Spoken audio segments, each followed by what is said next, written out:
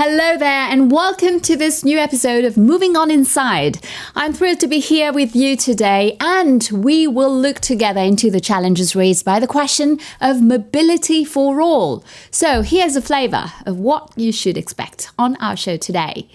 Since access to mobility for all is quite an Olympian challenge, we will answer to some controversial questions related to the Olympic Games and their impact on the mobility plans in our expert debate. Also coming up, an exclusive report showing how design, and more precisely, how barrier-free, inclusive design serves the ambition to make mobility accessible to all. What's more, we'll also share unparalleled feedback from a Movin'On community of interest when AI and tech work on behalf of projects that create a positive impact. And to top off the show, you'll learn all about the potential of Made in Africa innovations that aim for more inclusiveness. I'm sure that, like me, you can't wait to get started. So let's dive in. Time for the expert debate.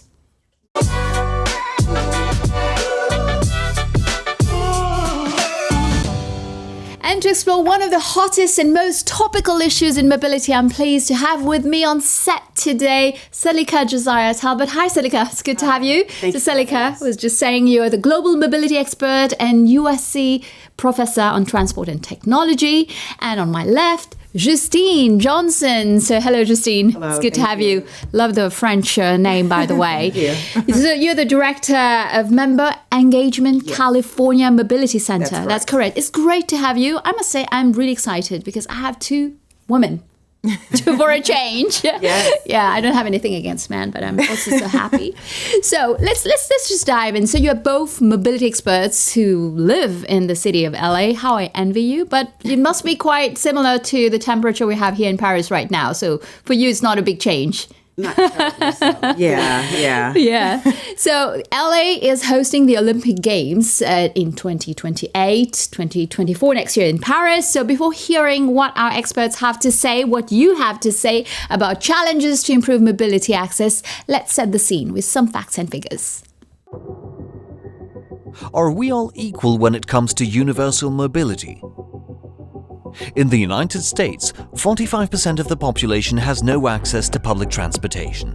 In France, nearly 1 in 5 people are in a situation of cliff-edge mobility, i.e., they have difficulty getting around on a daily basis. In Japan, nearly 8% of the population is disabled. Yes, the reasons for these difficulties in accessing mobility are varied. Geographical isolation and territorial inequalities. The daily cost of travel linked to the financial situation of households. Exclusion linked to access to digital technology, presently a real problem for millions of people. Physical, cognitive, and psychological stumbling blocks. So the question of accessibility is bound to concern us all at some point in time. But where are we at in practical terms? How can public authorities build and finance infrastructures that are more functional, safer, and more inclusive? The design of existing transport systems has historically overlooked issues of accessibility, while recent decades have seen the emergence of the concepts of design for all and inclusive design, progress is still too slow. While more and more cities are integrating the needs of their most vulnerable citizens into new urban planning projects, this awareness is still limited to the developed countries of North America, Western Europe, and Southeast Asia. And what if the Olympic Games, a major sporting event that gives rise to massive investment in urban planning, proved to be an unhoped-for vector for inclusive mobility? So we see a little bit of context. So abandoned stadiums, outside sites, pollution. So the previous Olympics, more generally, major urban sporting events are often singled out for the environmental damage that they can cause. And I would say for me personally, also, this is something that is important. Inclusivity is one of the things sometimes we kind of tend to forget when it comes to those big sporting events. What is your take on that? And that's a question I can ask both of you. Who wants to start? Selika, maybe? Sure. In the past, I think what has happened is we've wanted to showcase our city. And when the visitor comes, they get to see these large, built into the environment effects that make the Olympics feel glitzy. But in truth, I often liken it to your mother-in-law coming to visit and stay for a few days. If she's coming, you might start to spruce up the house a little bit. Yeah, it's stressful usually. Right? Lots of planning. You may get a new couch, a new dining table. You might paint. But when mother-in-law leaves, the people who were there now have an opportunity to live with what you have added to the environment. Looking at the Olympics with that in mind, when we say inclusivity, let's think about the residents of the communities where the Olympics are held. Yeah. How can we improve their mobility? And mobility means the movement of people, goods, and information. Absolutely. Making that environment better so that when the guests do leave, the people who are there are going to benefit from all that infrastructure, investment, and from the time and attention that community is having. And this is the aim of having what you built is useful for the future, not like all the other games that we've seen in the past. It's not just the Olympics, usually major events. And you build infrastructure, you build things, and then at the end of the day, when it's done, it's over, everything is gone. And what remains. Right. So what is your take? Yeah, I mean, I think when we talk about inclusivity, I often talk about experiences. And what does that experience look like for someone who is a visitor? What does that experience look like for someone who is a resident? And one could probably argue that everyone's mobility experience in Paris is probably not all wonderful, right? And that's probably across the board, not just unique to Paris, but across, any major city where people are utilizing transportation, whether that's public transportation, shared transportation, or private. I often think, how do you plan for the smallest child who is going through a system? How do you think about planning for someone whose first language may not be French or whose first language may not be English? How do you still allow for them to move around a full system? And I'd say that's kind of like, how do you think about this universal language like airports, right? Oftentimes you can go to airports all over and you can still navigate. Where's the exit? Where's the ticketing? Totally. You still are able to find where you're going. And I think that's a value add when cities start to look at things like that. I'd also say another piece of this is around ADA accessibility. So what about people who use wheelchairs or walkers or strollers? We think about this range of accessibility.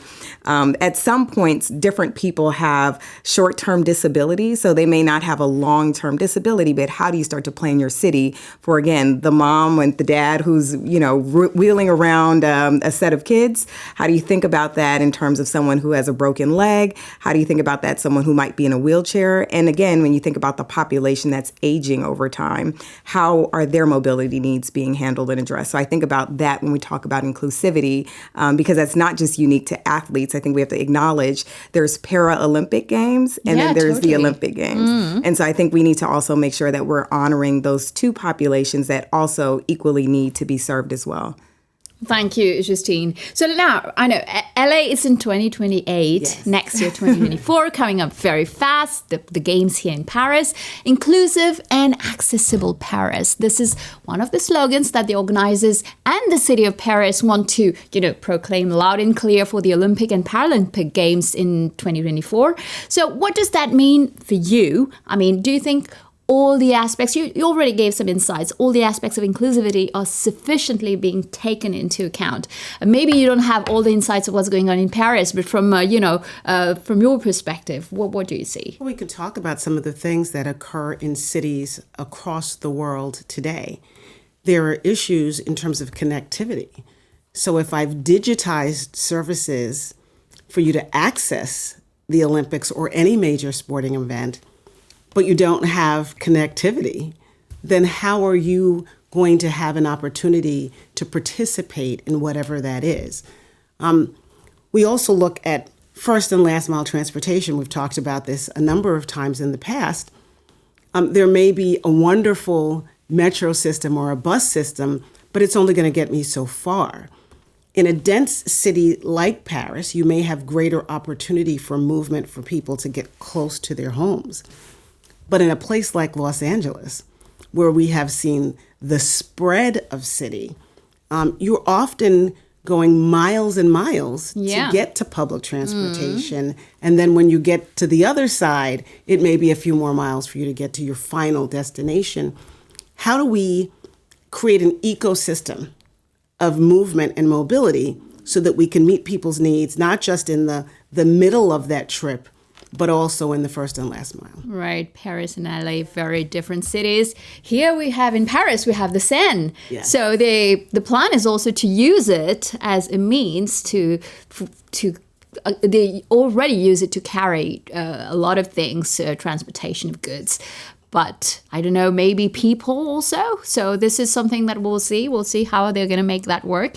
And Justine, maybe just to have a piece of your brain on that one. Yeah, I mean, I agree. I was going to add that I think you have to think about moving people and you have to think about moving goods. And again, I think when we think about the future of mobility in many cities, that is by land, and in some places that is by air. New technology around drones and eVTOL. How might you start to move goods, whether that's across the river? How do you move it from a very hyper-local location to another place? And how do you think about, looking at the waterways as well as a potential source of movement?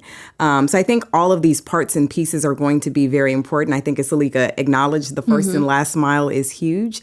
Again, you have fixed routes. So essentially where rail goes, that's where it stops. But anything beyond the rail, how are people connecting to that end destination? Do they have to walk? Are they able to walk? Are the streets are the streets and the sidewalks Very good question.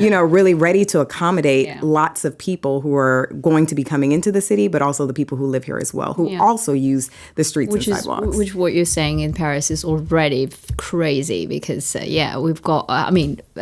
They are trying to build some nice infrastructure also to make sure that have more bicycle lanes and things like that too. But we're so many. Yes. Yeah. And it's a city that you can't transform it, change it. But getting back to what you were saying earlier about LA, when you see the city is widespread. So LA is known for a city where the car rules, right? So when we speak about inclusivity, so what do you think? What are the future needs? What can you share about how are you going to tackle this, in 2028 to make it accessible for all? Listen, it's a big challenge. That is the big challenge. We are a city, you're correct, in LA where we have been guided by the car, much because of how we've built our freeway system. But if we want to be more inclusive, if we want to make sure that the most people have an opportunity to move about a community, we have to start thinking about things a little differently. Are we bringing in autonomous vehicles so that it can at least address first and last mile issues? Are we improving our bus and our train options? We've looked at the car so much, but if we create a better user experience for those who take the bus and who take the train, if there is a lane on the highway where the bus can travel and the bus moves much faster than the rest of the traffic, then you're more likely to get on that bus. But we haven't taken on those kinds of things to date. This is an opportunity. This is a moment where we are disrupting the system to try to find the best ways to deal with mobility, not just for visitors in LA, but for LA residents. And I think taking a fresh look on all types of mobility will make us a much better place in the long term, but certainly in the short term would make the games better. All right, make the city even better. It would be great for LA to have other alternatives when it comes to travel. I definitely agree. And I think especially when we talk about a city that is such a car-centric city, I think one important part of this is really thinking about our parking and congestion. Right now, if we really want to change behavior, we have to really acknowledge those big issues and those big topics. If I can park somewhere for 4 hours for $4, why would I stop driving my car? But if maybe there's limited time, I can only park for 10 minutes, I might start to think very differently. And so how do we start to get to a point where we start to promote shared usage and shared mobility? How might we start to think about public transportation and really thinking about what opportunities there may be so people can start to make some different shifts in their life when we talk about moving lots of people in a city that everyone's used to driving in their car by themselves. Right. Yeah. Right, totally. So 200,000 athletes and millions of visitors expected in 2028 in LA. So we spoke about mobility being a challenge, obviously. What other areas or issues that, should be like the prime topics that we should be looking at to prepare for the games? Silika. As we look at alternate fuel options, we have legislation and practice to move to electrification or even in some instances hydrogen fuel. How are we ensuring that the ecosystem is prepared for the number of people who will begin to rely on electrification fully by 2028 in Los Angeles? What does that mean in terms of both the charging infrastructure, maintenance and repair of the systems, the reliable grid, the electric grid, on and on and on? So a focus certainly should be there. I think also a big focus, we saw supply chain, just be halted completely in Los Angeles for a period of time in the last couple of years. Hopefully we've learned enough from those instances to say, with 200,000 athletes coming in, their equipment that they will need, plus all these visitors, how are we getting in the goods that we will need to support this community of people, on top of the residents who are already there? And as you said, they may need to go to work, to school, right? The things that they do for their daily lives, getting ahead of the potential for supply chain issues, building redundancies into the system. So if you can't bring your goods in at the Port of Los Angeles, maybe you're bringing it in at the Port of San Diego, maybe you're bringing it on train, maybe you're bringing it on truck, but that you've thought about what happens if there is a huge stress on our transportation systems. What are the alternates and other opportunities to address these issues? So that we don't jeopardize also the routines and the daily lives of the people in the city, right? Yeah, and I think emergency management is going to be huge, right? In terms of having this large number of people in a space at one time, I think we have to be real about cybersecurity. I think we have to be real about cybersecurity attacks that may potentially be happening. And so I think we have to be really proactive rather than reactive in situations like that. I think, when we talk about resilient systems, we know that wildfires right now are impacting places like Canada. California is not new to having wildfires. And so what happens in the case where your air quality is impacted? What is the next plan in place? What might that look like? I think that's really important as well, because we know with climate change, we're seeing a lot of adverse impacts happening to our environment. And so I think we have to be prepared from an infrastructure perspective. Can our infrastructure really handle what might happen in the case where you have extreme fires? How are people going to move from point A to point B? Right. Even stressors on broadband. Yeah. Everywhere we go, we want to make sure we're connected. Totally. Especially if you're in a city that you're not familiar with, or even if you live there. Can I access information? And I think that that's a key area that we should be looking at as well. Absolutely. Right. Now, we touched a little bit on that. So with the spotlight on athletes and visitors, do you think the built environment is sufficient to support the current and future needs of local residents? I mean, speaking about LA, for Paris, for example, I had chat with the people from the games. So, for example, they told me about an Olympic swimming pool that they're building, but they're building it in the outskirts of Paris, in an area, in a city where actually the youth don't have the infrastructure, and they're building with this plan for this community, for this city to have this facility after the games, which is great. So that's good. But what can you share?